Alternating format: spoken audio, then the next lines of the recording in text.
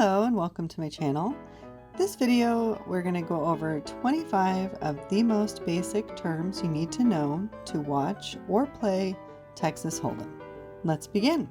First and foremost, hole cards are the two cards each player receives face down at the beginning of the hand.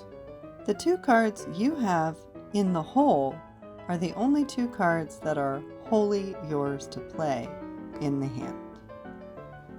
In contrast, every Texas Hold'em hand also has 5 community cards in the center of the table, dealt in 3 different rounds, which each player uses to make their best hand.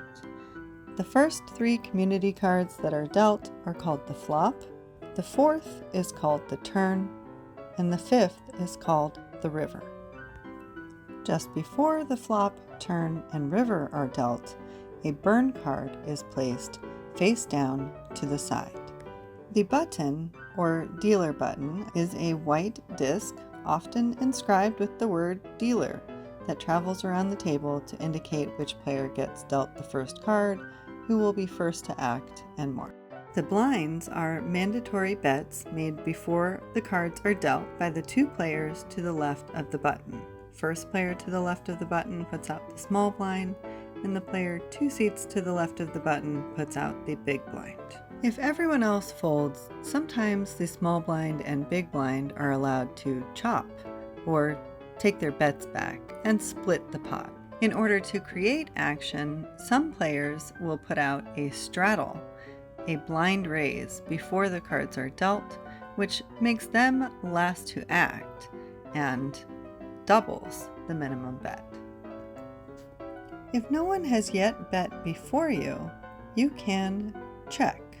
That is, pass the opportunity to bet on to the next player, while retaining the right to call, raise, or fold after you know if someone else wants to be first to bet. If a player decides to raise and push in all of his chips or her chips, they are all in. Speaking of going all in, if you're enjoying this video, please press like and subscribe now so you'll see more of my content soon. Continuing on, GTO stands for Game Theory Optimal. Essentially, the idea is that there is a perfect way to play every hand which can guarantee that you will win in the long run while playing poker.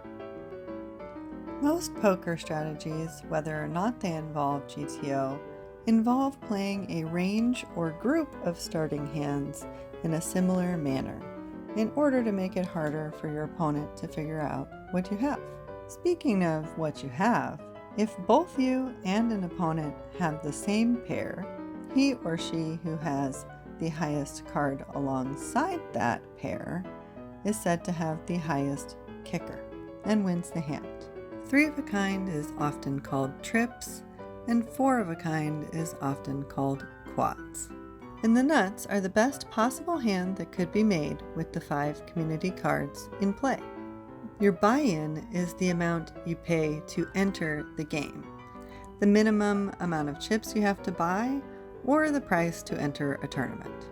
Re-entering a tournament, buying in more than one time, is done in 2 ways. Rebuys are generally done at the table without leaving your seat. Re-entries, you go back to the cage, get a new ticket, and start over in a new chair. Some tournament structures offer the ability to buy additional chips after you've made it through a certain amount of time in the tournament. That's called an add-on.